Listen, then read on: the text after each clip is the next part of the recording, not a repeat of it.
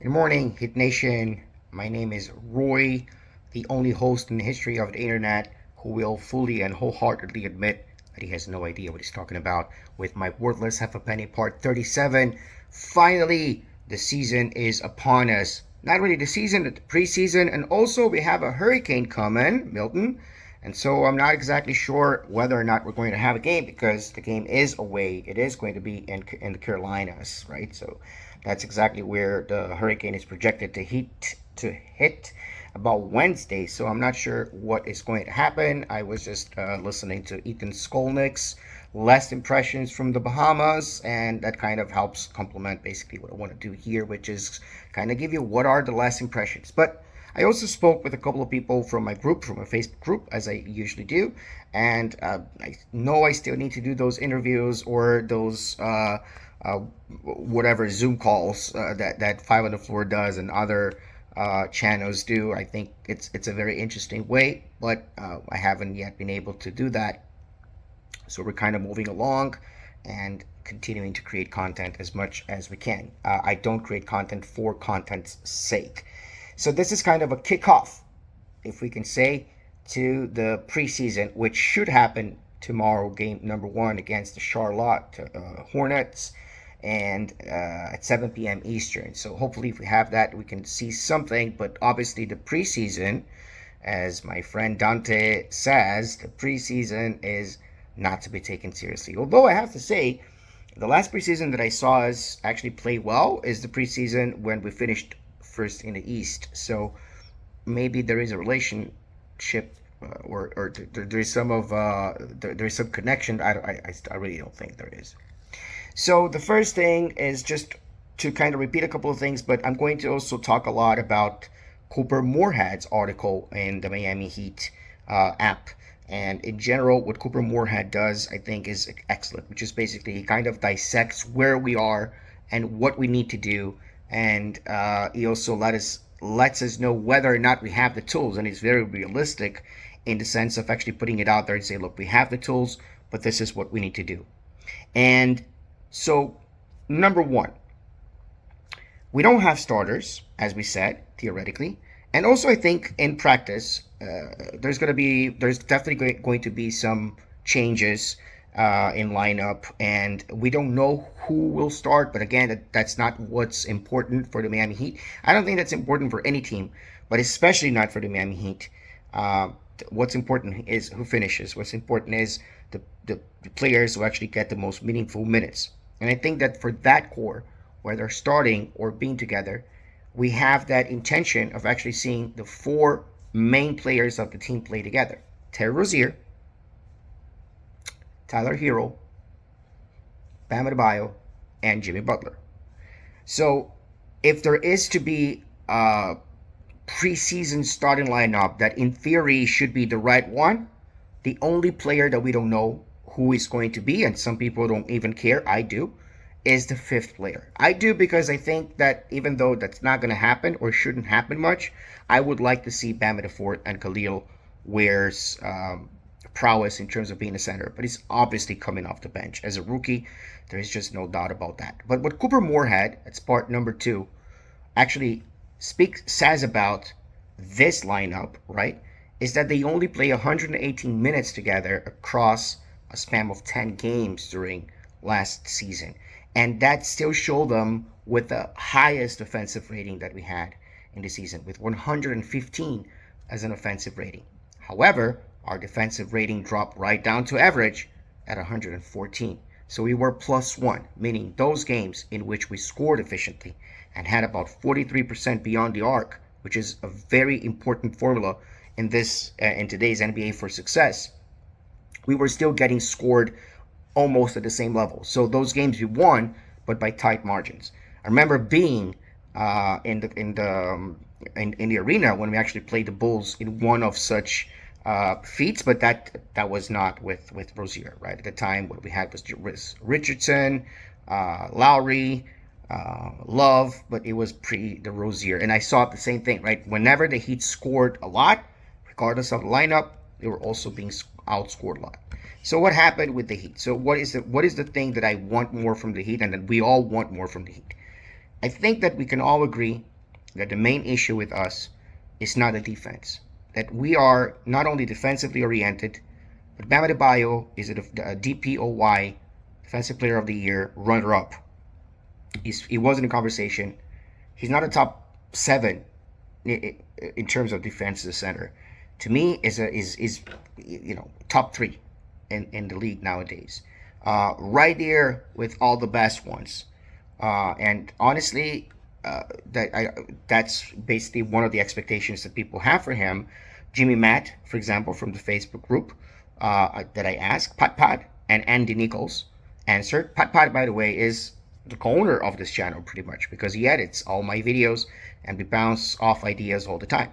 So what did they say about Bam Adebayo? Basically, the Bam Adebayo, Jimmy Matt says that he needs to continue being that player that was the Defensive Player of the Year, and I agree with him. Whereas Pat wants to see him be more aggressive on the offense. That's the part that I'm not so sure of. And Nichols basically just wants all the players to be healthy, which is the main key, as we said. But offensively speaking, as Cooper Moorhead points out, what has happened throughout the past since Herro came to the team, and since we had those Jimmy, Bam, and Herro in the team, the offensive rating has pretty much stagnated and remained the same.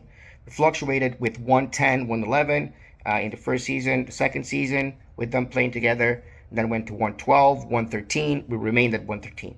The thing is, in 2019, 2020, having a 111 offensive rating meant that we were top 10 in the league. I think 5th or 7th place. I don't have the stats in front of me, but you will. I'm making sure that I take the right screenshots for this.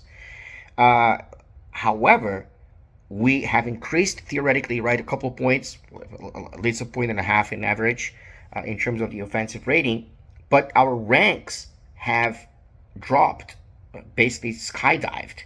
And the reason for that is because the league's average has increased by about 5 points.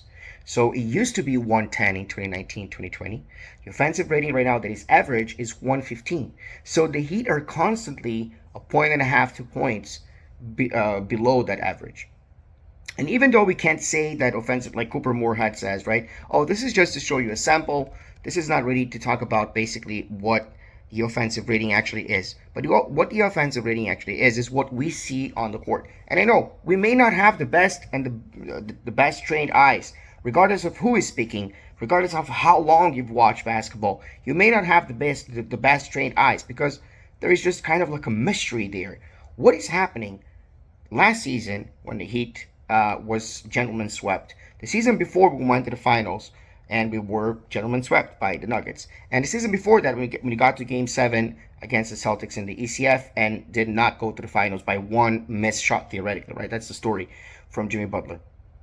We used to go the regular seasons, minutes upon minutes, without scoring. And I'm talking about going 3-4 minutes without scoring when we were above and losing the lead or getting the lead cut to a dangerous place, or being behind, and then those were the minutes in basically in which we would lose a game. We would be able to push and make a comeback at a certain point, but then not quite make that comeback. And that's because we had so many scoreless minutes. That was an almost every game kind of thing. There was no consistency other than there are going to be 3 to 7 minutes that the Miami Heat is not going to score on a given quarter, and that is a big issue. So again, I don't think our main issue has been defense in the past 5 seasons. I don't think that our main issue is that. I think our main issue is the offense. And we've put in players that helped the offense in one way or another. You know, we had that 2020, we had Derrick Jones Jr. We had Myers Leonard play the 4 very consistently. That was a pretty consistent lineup at that time, by the way.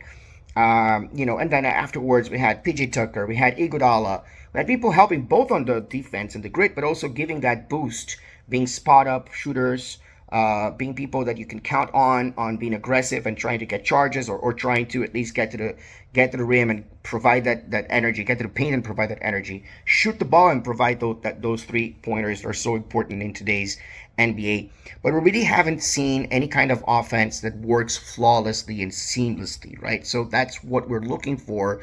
And what Cooper uses the word, and I like that, what he says that the Miami Heat is looking for kind of a sophistication. It's not Cooper, by the way. It's Coach Eric Spoelstra.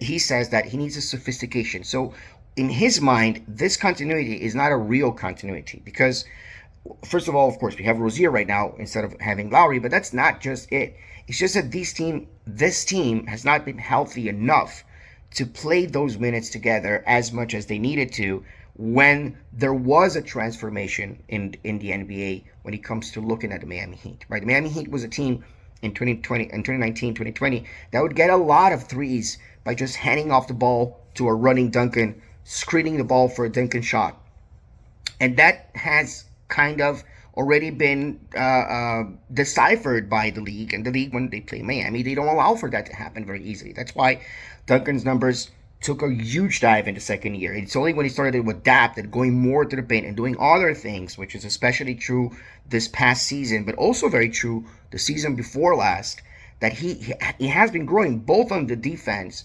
which he was disastrous, and he's not good, but he's not as disastrous as he was, and on the offense, which he has improved a lot, right? And so, again, what we're looking for is this sophistication, right? Is actually putting the right pieces and the right pieces of the puzzle fitting together.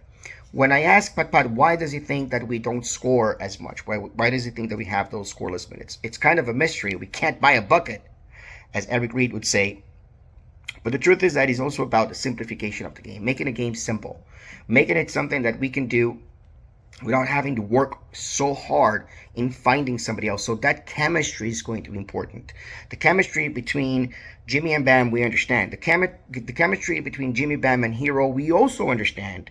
But then we're bringing in Rozier. And that chemistry hasn't been the best. They have not been as effective together in court as you would expect them to be. And after Rozier came, the sample size is just almost meaningless. So obviously we want to see more than that. So what it is, that is this kind of, if there is a division, right? We talked about number one. We do have 4 people who are going to be the core of the team. Recapping. We talked about number 2. Offense is what we need to focus on. It's just tweaking, trying to simplify, but also trying to, as Spo says, sophisticate. It's the same things, but done better, executed better. That has to do a lot with chemistry. And then I'm going to this next point right now, which is basically what is it that I expect from our main guys. It's difficult to say anything from Rozier other than health. So he's going to be the first one to be spoken of in this video, because Rozier is about health. This is what everybody says. But also Rozier needs to have better chemistry with the rest of the team. And let's say I want to see him having a better chemistry with Bam, for example, and see, as Padpad says, that 2-man play. But the most important thing for Rozier is how he's going to fit with Tyler Herro. Theoretically, both as the team to beat, not mistaken, the channel that says that is that both of them like to score. They're shoot first kind of guards. I agree with that, but I also think that there is one player there that will need to sacrifice more, who is Herro. I don't think that Herro is coming off the bench, and I don't think that he necessarily has to come off the bench. I don't think that we need to plug Duncan Robinson or somebody else in that position just yet, or even Jaime Jaquez, basically saying, okay, JJJ needs to grow to stop being. No, it's JJJ's years to be the 6th man of the year. That's my opinion. I do think Herro could start and should start even, but at least on a temporary basis, to make sure that there is that situation in which he can actually play better without the ball, off the ball. That's what I expect from Herro. I expect discipline. I expect sacrifice. I expect him to cash the checks of, okay, I'm not the best in the world, as he had said in previous seasons, but no, right now I'm willing to do whatever the coach wants me to do. So that's what I expect from Herro. I expect this game to grow, and I like Jimmy Matt's view. Jimmy Matt basically says, I expect Herro to have lower numbers in general, so a lower stat line, but more efficiency. That's something important, because we do have a tendency of seeing the games that Herro scored the most points were the games that the Miami Heat also lost, because he was taking, he's making 27 points but shooting 22 balls. So that's not allowable. However, I've read someone, I'm not going to mention the person, I read it on Twitter or X, whatever you call it, a person saying that Bam is not an elite player because he can only get you 20, 10, 4 as a stat line. And we know Bam is not pad statting, and we know that Bam is a more efficient shooter than Herro was, because he doesn't shoot the ball as much. He only shoots it when necessary. When the ball is falling, the ball is falling. When the ball is dropping, the ball is dropping. Any person that has the kind of ability and gets to 2010-4 is an elite player and a needed player. So I don't understand how we have so many people who make money off of the NBA, off of sports, but just spitting out things that don't make sense. But it's kind of radical to say, I guess. I don't know. What do I expect from Bam? I expect Bam to definitely work on his three-pointer. As Jimmy Matt says, he expects Bam to continue on the DPOY trail, and I agree with that. And that's where I'm a little bit conflicted, because Rafael wants Bam to be more aggressive offensively, and you'll hear that a lot. Rafael Padpad wants Bam to be more aggressive offensively, and you hear that a lot from fans in general. But the truth is that I'm not so sure that Bam needs to be more offensively oriented. I think that he's a great defender. I think that the fact that he has to play the two ways exhausts him. And I want to see him play the 4 a little bit, because that's kind of possible now with Weir. Maybe it was possible also with Precious, but just Precious never took that opportunity, or it was never really granted that opportunity. Or maybe what Spo wanted for Precious in the first place was to see him as, a PF, but not a shooting one, or just a backup center. I don't know exactly what happened there. I don't think the Precious lacked the talent, but I think that Khalil Weir has something special to show. I want to see those minutes of them together. I want to see him play the center and Bam play the 4. But my expectation is not that. My expectation is that Bam becomes a more efficient shooter, and that he continues on the trail to be the Defensive Player of the Year, as Matt says. So that his impact, as we saw a lot in the training camp, if you see the videos, there's a lot of kickouts to Bam, especially top of the key threes. That's going to change the game for Bam. And then, as Padpad says, no, we need him to be more offensive oriented, because if he's not offensively oriented, when he gets close to the paint, he's not being guarded and he's not being feared, and so people focus more attention on the scorers. However, that's fine. If Bam is free, kick it out to him. If Bam is able to shoot more threes and get those threes at a decent percentage, that is a game changer. Finally, what I really wanted to say is repeat the same thing from Jimmy. By the way, sorry, just taking a little bit of a step back before I finalize. For Jimmy, what we all expect is for him to be, number 1, healthy, and number 2, serious. That's all. That's all we expect from him. We want him to be the leader that he actually is.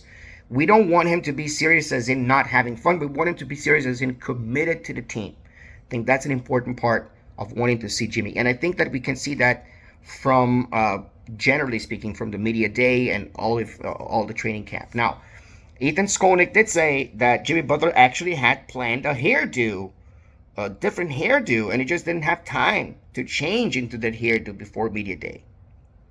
I call kind of BS in that. I don't think that that's what happened. I think that Butler is someone who would say that, because that's basically his style of going with the hairdo. I was going to do it. I just didn't have the time to do it. But I also can't read much. I agree with Ethan when he says you can't read much into what Butler is saying, because or what Butler is doing, because we don't know. So we don't know, but we kind of know. I feel that vibe, and being a fan is all about feeling the vibe. I feel the vibe that Jimmy is going to give us. That Jimmy is locked in, but we're not going to know, and we're not going to know that tomorrow, and we're not going to know that probably until the end of November, the beginning of December, maybe even January. Because we need to see consistency, and consistency is not something we see with a couple of games, even a sample size of 10 games. The sample size that you actually see consistency is about 20 games, right? So in about sets of 20. Regardless, what I wanted to finish was with Duncan Robinson's interview, because I think that he put my words in context. That's when I say it's somebody else's opinion, it's somebody else's opinion. My opinion is, I think Spo understands this team has the potential. I don't think that Spo thinks that this team is it, but I think that he thinks that this team can be it. And this is exactly what Duncan Robinson said. It's going to be here. It's going to be in your screen right now. But in any case, it's beautiful, right? Because what basically says is that we have potential. We do. But potential is nothing. It's meaningless until it's realized. And I think a lot of people are afraid of this season being a disaster. I'm not. I'm excited to see the young players. That's going to continue being it. However, if it comes to competitiveness, the potential is there. But the potential is nothing until it's realized. It's just like the word almost, right? only for grenades, I guess. There was something else, but I forgot what it was. In any case, I'm excited. Even if the game is canceled tomorrow for the safety, I know the season is coming. It doesn't go through this month. This month, but the end of the month, by the 28th something, we're gonna have our first in-game season. That's when we're gonna start talking about picks and betting and whatnot on my end. Other than that, thank you very much for always watching. Let's go Heat.